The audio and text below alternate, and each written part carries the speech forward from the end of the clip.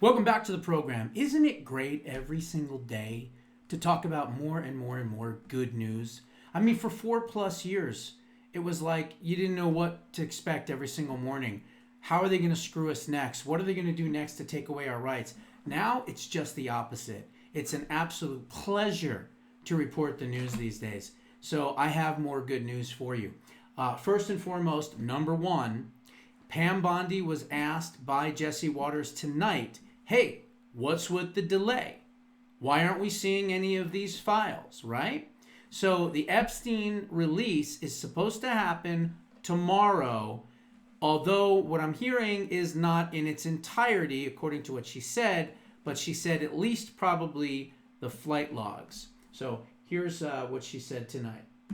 One of the things a lot of people are wondering, because you said last week that you have the Epstein files on your desk, is when can we see them and what's taking so long to release them? I do. Jesse, there are well over, this will make you sick, 200 victims. 200. So we have, well over 250 actually. So we have to make sure that their identity is protected and their personal information. But other than that, I think tomorrow, the personal information of victims. Other than that, I think tomorrow, Jesse, breaking news right now, you're going to see some Epstein information being released by my office. What kind? Are we going to see who was on the flights? Are we going to see any evidence from what he recorded? Because he had all of his homes wired with recording devices. Yeah, what you're going to see, hopefully tomorrow, is a lot of flight logs, a lot of names, a lot of information, but it's pretty sick what that man did. Okay, well. So there you go. That should be released tomorrow, so I'm sure we'll have more information. A couple of years ago, you all know, at least, I think, 2018, 19, 20? No, I guess it would have been after that. So it would have been probably 2021, somewhere around there. I got a hold of the little black book, actually, from one of you incredible subscribers.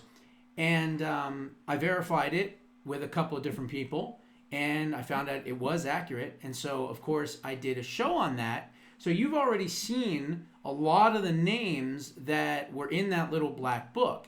Now, I had some of the flight logs. Those were public knowledge, but we haven't seen all of it. But we do know that there's quite a bit more to be released. So keep your fingers crossed that tomorrow is an explosive day coming from all of that. But here's my thought. If I'm President Trump and I almost took a bullet to the head in Butler, Pennsylvania, and then this idiot, tried to shoot me on the golf course, I understand that one.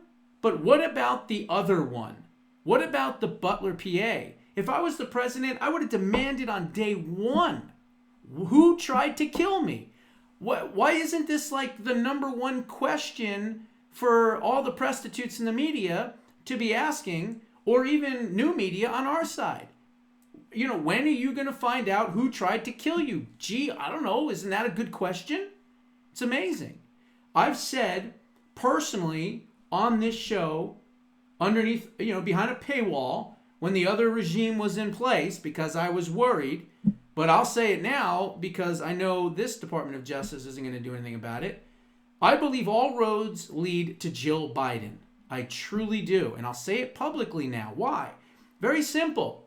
Who was in charge of the security detail for all presidential candidates? Obviously, it was Jill, right? Joe didn't know what the hell was going on. So she controlled it all. Cheadle, the one that eventually resigned, was not only best friends with Jill Biden, but also was the security detail for Secret Service for Joe and Jill when they were VP under Barack Obama. So she was in charge of knowing everyone's schedule. All roads, in my opinion, lead directly to Jill Biden. So we'll see what happens. But I'm not going to be shocked if it turns out that Jill Biden is the one that set the whole thing up. They were hoping that he was going to kill him so that they could then kill him, look like heroes, and get rid of Trump and destroy the MAGA movement, which, by the way, at that point didn't have a VP choice yet, remember? And so because of that, the party, everything, MAGA, the whole thing would have been in chaos. And who knows what would have happened. You could have had a power struggle underneath Trump to try to gain control over the MAGA movement. So thank God the kid didn't hit him. I mean, obviously hit his ear, but didn't hit him in his head. Obviously, President Trump turned his head. We know all the details. I don't have to break into that. But the bottom line is, I believe in my heart, I believe all roads lead to Jill Biden. So we'll see what happens. So Pam, she's going to be releasing that. So we'll see what happens. The other thing that I wanted to cover was this really great news. Late night, just breaking now. The Supreme Court stops that Biden radical extremist judge on a midnight deadline, halts the order facing the administration that would have forced them to pay $2 billion in foreign aid contracts that they know and exposed to be fraudulent. The Supreme Court stepped in tonight and said, I don't think so. We're not doing it. So thank goodness that they did that. That just broke about maybe, I don't know, 30, 40 minutes ago. So it wasn't too far off. Now, this is an interesting case. Could it be that all roads lead to Florida in regards to election integrity? Now, we already know that Ron DeSantis, who was an excellent congressman, part of the Freedom Caucus, did a great job, and then became the governor and completely cleaned up that state. Okay, just completely cleaned it up, turned it from a swing state, close vote type of state. Once they got rid of the fraud machine, they were able to win elections the first time by 5 or 6 percentage points, I think it was, right, in 2020, even though there was voter fraud and they stole it from Trump. But then in 2022's midterms, and I guess it would have been his re-election, I think, or maybe him for the governorship, or maybe it wasn't, I don't remember. No, it was 2018, I think, is when he became governor. So his re-election was 2022. Again, I don't do notes, so I just go by my mind. And from there, they cleaned up even more to now 2024. He won Florida by what? 12, 13 percentage points, right? So they cleaned up Florida. It just goes to show you good conservative leadership can actually make a huge difference. We're finding that out right now as well. But that doesn't mean that there's absolutely zero fraud in Florida. There is still fraud. But this case has the possibility of changing the entire dynamic for the entire country so that the Democrats can no longer use ballot fraud to steal elections. Listen to this one. The Florida voter case that could overturn Democrat cheat by mail initiatives. Last November, Democrat fraudsters bypassed the presidential race and focused instead on the down ballot races. In Florida, local Democrat candidates received more votes than either Donald Trump or Heels Up Headboard Harris at the top of the ticket. Something was definitely wrong with that. For instance, Republican Rocky Rockford, a retired U.S. Navy captain, was running against incumbent Democrat Kathy Castor for the U.S. House seat in Congressional Race 14. The district straddles Hillsborough and Pinellas counties and includes the city of Tampa and St. Petersburg. Castor was declared the winner, but Rockford is now contesting the race, claiming that there was voter fraud, primarily by mail ballots. There is a deep suspicion that this method of fraud has happened all across the country, you think? Costing Republicans 4 Senate seats. What did I say at the end of this election? We should be at 57 Senate seats right now. We should not be at 53. Sam Brown in Nevada, won. Kerry Lake in Arizona, won. Who was the other one? They tried to steal McCormick. That didn't work. Eric Hove in Wisconsin, won. And there was one other one, and it escapes me right now. Was it Georgia, I think? I don't remember. There was another one that they tried to steal as well, and basically they did. They stole those seats, not to mention the 5 close house seats, most of them all in California, that took, I don't know, 3-4 weeks to count the votes. You know, they had to make sure they had enough fake votes in order to tell the Associated Press, oh, by the way, these races are now over, so that we can shrink that margin in the House. So let's see. There is deep suspicion. I got that. All right. A longtime Trump associate, Peter Tickton, is representing Rockford. The Tickton Law Group has identified a systematic breakdown of internal election controls that affected the FL14 race and other races far beyond. They have found duplicate voters called, quote, clones in their voter rolls. These fraudulent clones are digital people created based on the identities of real people, with minor variations in their name spelling, in their birth dates, and in their home addresses. Multiple clones can be made based on the identity of one single real voter. As a result, fraudsters can manufacture unlimited numbers of these cloned voters in the cyber world. So in other words, hey, how many votes do we need? Well, all right, we'll just clone them, and then we'll report to the prostitutes in the media that the Republican lost the race. They estimate approximately 2 million, holy cow, 2 million clone votes just on the Florida voter rolls alone. The Tickton team has also developed an algorithm that can scan the voter rolls and identify these cloned voters. They found that whoever created these clones in the voter rolls was using sophisticated encryption software on a level that the National Security Agency might use. In a recent article in To The Point News, Why Didn't the Democrats Steal the 2024 Presidential Election? Jerome Corsi explains the 2024 Democrat down ballot strategy. As the Democrats step back from the top of the ticket, as the razor-thin margin in the House reminds us, the president isn't the only person on a ballot. The ongoing investigation of many down-ballot elections suggests that the algorithms were also used in those down-ballot races. There's growing evidence strongly suggesting that the Democrats stole many U.S. House, there it is, vindication, and Senate elections, and an even larger number of state and local races. The Democrat Party's goal in stealing down-ballot elections in 2024 was to ensure that the GOP got a majority in the U.S. House and Senate that was too small to rule. The vote by mail, VBM, or more accurately, cheat by mail, voting process begins when the voters fill out the Florida statewide vote by mail ballot request form.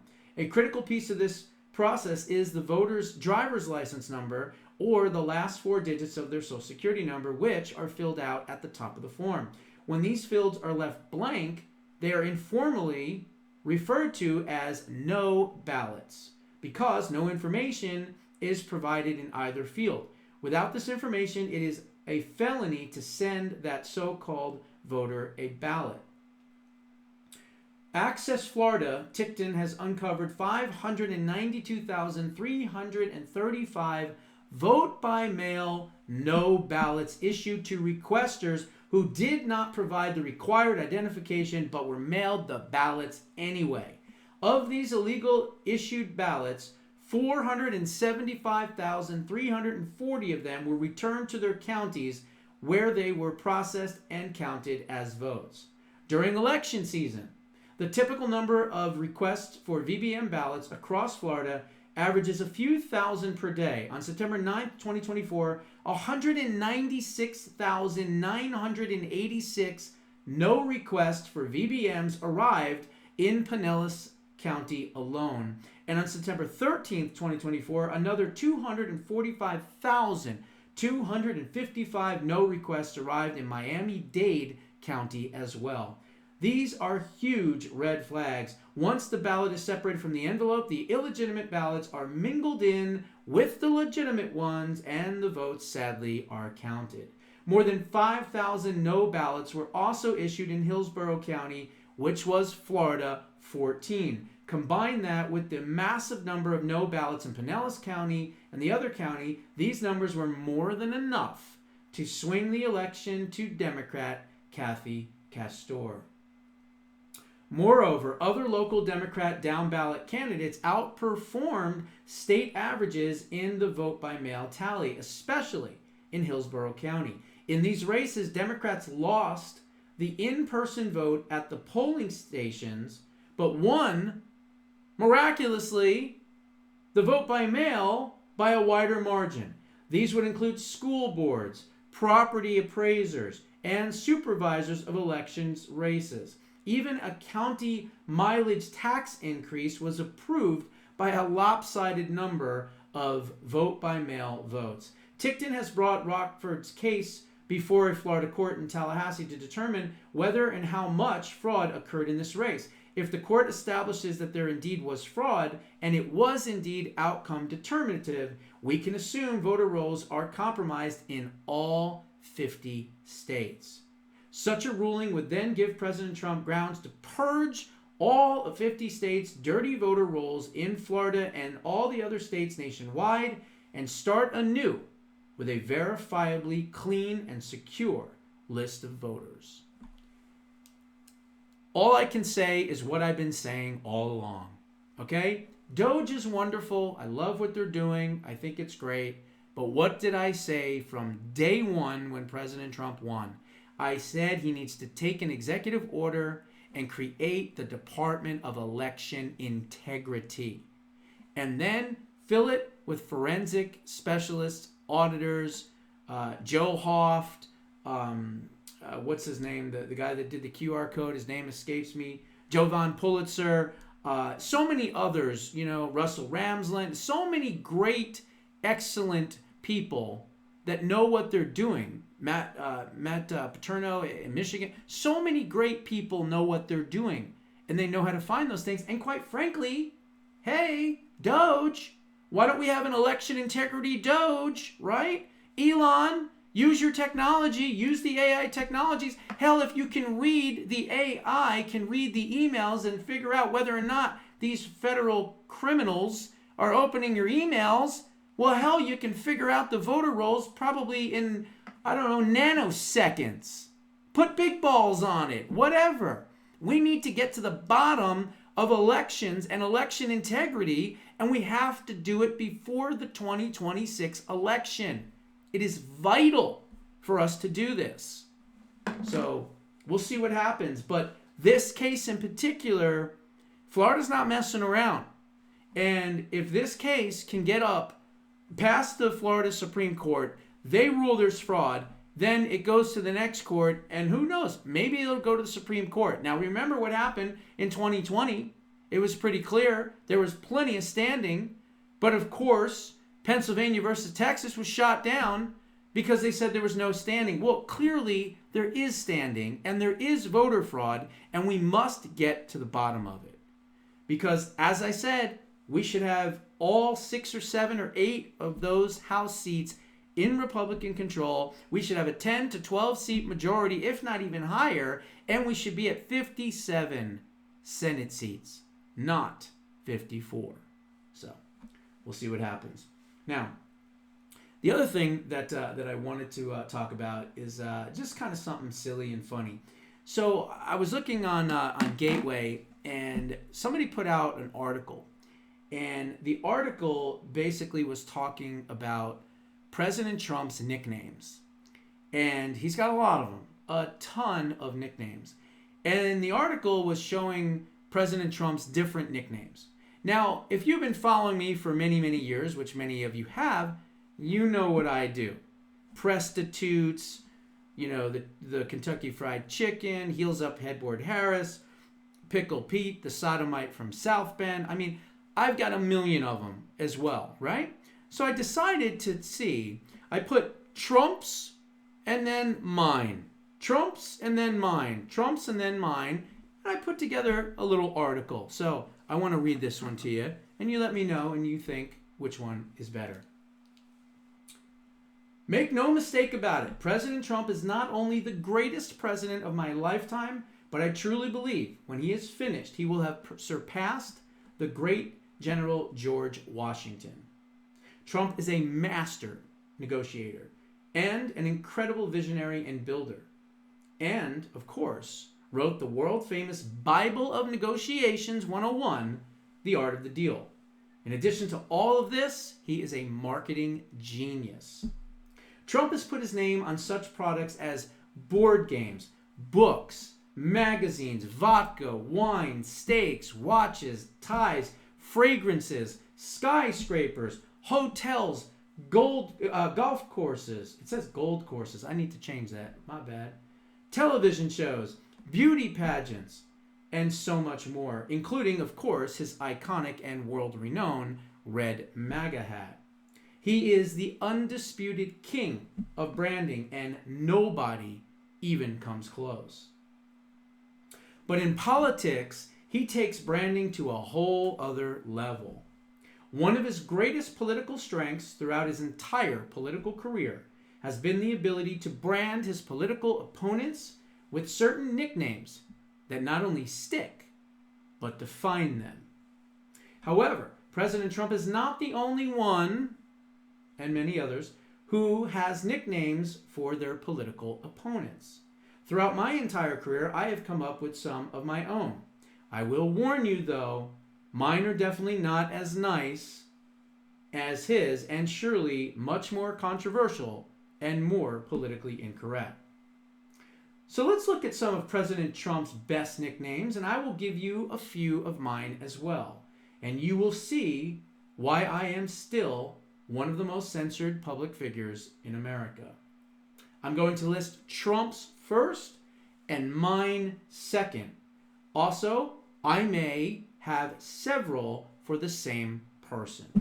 Here we go, and this is in no particular order. Trump, Crooked Hillary, me, Kenkles McPantsuit. Trump, Comrade Kamala, me, Heels Up Headboard Harris. Or Downtown on Willie Brown Harris. Trump, do I have one? Oh, I don't have one with me. Do I have a pencil? I don't have a pencil. Sorry, Carl. I'll pretend here. His is, what does he have? He has Pencil Neck Schiff. I have Schiff for Brains Schiff. He has Pocahontas. I have Liar Watha from the Sitting Bullshit Tribe. He has Gavin Newscum. I have Gruesome Newsom, the Ted Bundy of politicians, and I guess you could put Shimmy Shimmy Cocoa Pop in there as well. He has Deranged Jack Smith, of course, you all know mine, Jackoff Smith. He's got Broken Old Crow Mitch McConnell. I have Resting Mitch Face. He's got Sleepy Joe, and he has Crooked Joe, and I've got Bowel Movement Biden, the hair sniffer in Thief. He's got Fat Alvin Bragg, and I've got Alvin Braggett, the hood rat maggot. He's got Sloppy Chris Christie, I've got Krispy Kreme Christie. He's got Lion James Comey, I've got James Edgar Comey. He's got Alfred E. Newman for Pete Buttigieg, and I, of course, have Pickle Pete, the sodomite from South Bend. He's got Cryin' Chuck Schumer, and I've got Up Chuck Toomer. He's got Little Mike Pence, and I've got Judas Pence. He's got Crazy Nancy Pelosi, and I've got Bella Pelosi, or Bella Lugosi, or even Tide Pod Nancy. He has Fat Jerry Nadler, and of course I have Jerry No Nads Nadler, or Noxious Nadler, now that we know how much he stinks. He has Low IQ Maxine Waters, and this one's pretty simple, James Brown's wig. He has Crazy Bernie Sanders, and I have Breadline Bernie and Bolshevik Bernie. For AOC, he has Evita, and of course I have Alexandria Occasional Cortex, and of course my favorite, Dumbelina. He has Governor Justin Trudeau, and mine's a little bit more direct, Castro's love child. He has Allison Cooper instead of Anderson Cooper, and I have Poop Shoot Cooper. Here's a few more that I came up with that he didn't have nicknames for. Letitia the Cow, Fat Ass Fanny Face Willis, Paul Rhinoceros, Kangaroo Juan Mershon, Gretchen Hitler, Ilhan the Towel-Headed Terrorist, Eric Fartswell and Eric Swallowswell, Jamie Ratskin, and Kevin McCarthy. So there you have it. Those are my nicknames. Now, the last thing I want to talk about is this.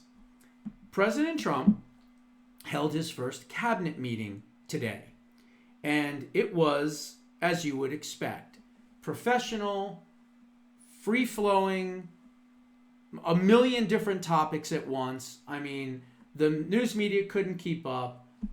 It was just amazing. It really, truly was amazing. And I was looking around the room and I'm like, oh, Peter Navarro, I've interviewed him. This person I've interviewed. So it was kind of cool just watching it.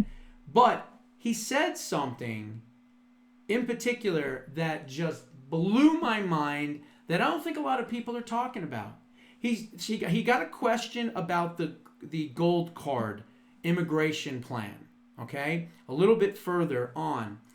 And first Howard Lutnick explains what he explains, and then Trump takes over, and what he says, if he's able to accomplish, not only will we pay off the entire national debt, but we'll also have $15 trillion in a surplus.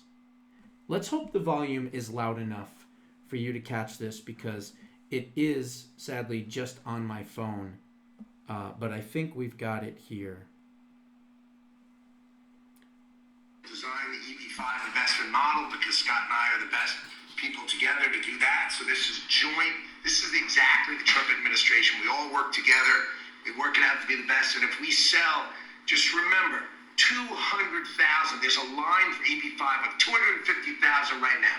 200,000 of these gold green cards is $1 trillion to pay down our debt. And that's why the president is doing it, because we are going to balance this budget and we are going to pay off the debt. 200,000? President Trump. 1 trillion? Not enough for President Trump. A certain number of jobs here in the U.S. Listen to Not this. all these people are going to be there'll be successful people, or there'll be people that were hired from colleges, like sort of like paying an athlete a bonus. Apple or one of the companies will go out and they'll spend they'll buy 5 of them and they're going to get 5 people. Look, I've had the complaint from a lot of companies where they go out to hire people and they can't hire them out of colleges. And you know what they do? They go back to India, or they go back to the country where they came, and they open up a company, and they become billionaires. And they're employing thousands and there are a lot of examples. There are some really big examples where they were forced out of the country. They graduated top in their class at a great school, and they weren't able to stay. This is all the time you hear it. And the biggest complaint I get from companies, other than over-regulation, which we took care of, but we're going to have to take care of every year because a lot of that was put back on by Biden. But the biggest complaint is the fact that they can't have any longevity with people. This way they have pretty much unlimited longevity.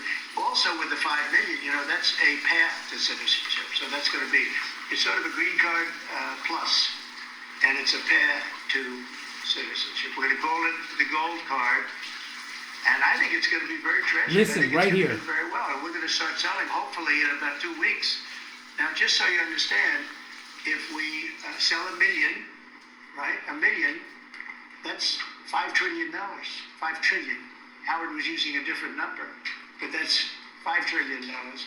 If we sell 10 million, which is possible, 10 million highly productive people coming in, or people that we're going to make productive, they'll be young but they're talented, like a talented athlete. That's $50 trillion.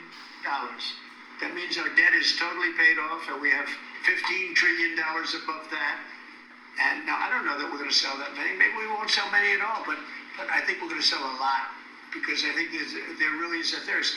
No other country can do this because people don't want to go to other countries. They want to come here. Everybody wants to come here, especially since. What do you think of that? Again, I don't know if he's going to be able to do it, but let's just say he does, I don't know, the 1 million instead of the 10 million. Let's say he can find 1 million people around the world that are vetted, that don't have any criminal records, that are not tied to any communist or authoritarian or totalitarian regime, and they have a business, and they have that type of capital, and it's legit capital, it's not drug money or anything like that. So they go through this vetting process, right? They have to come in with $5 million, right? I think, is that what he said? Yeah, $5 million. And it would cost that. So he's saying if he can find even 1 million of those people that have that kind of capital that can come in, that is $5 trillion off of the deficit. If he did that, even just that alone in the next 4 years, huge. Huge. How could you vote against Republicans if that was the case? And if he can pull off 10 million, that's a lot. I mean, that's a lot. Think about this, and I talk about it in Preserving Liberty. There's 735 billionaires in the United States, and there's 24 million millionaires. Now, that is a lot of different degree of millionaires, but that's in the United States. I don't have the statistics for the rest of the world, but I would assume they're not nearly as wealthy. Are there some? Yeah, probably. Saudi Arabia comes to mind, United Arab Emirates, Kuwait, Qatar,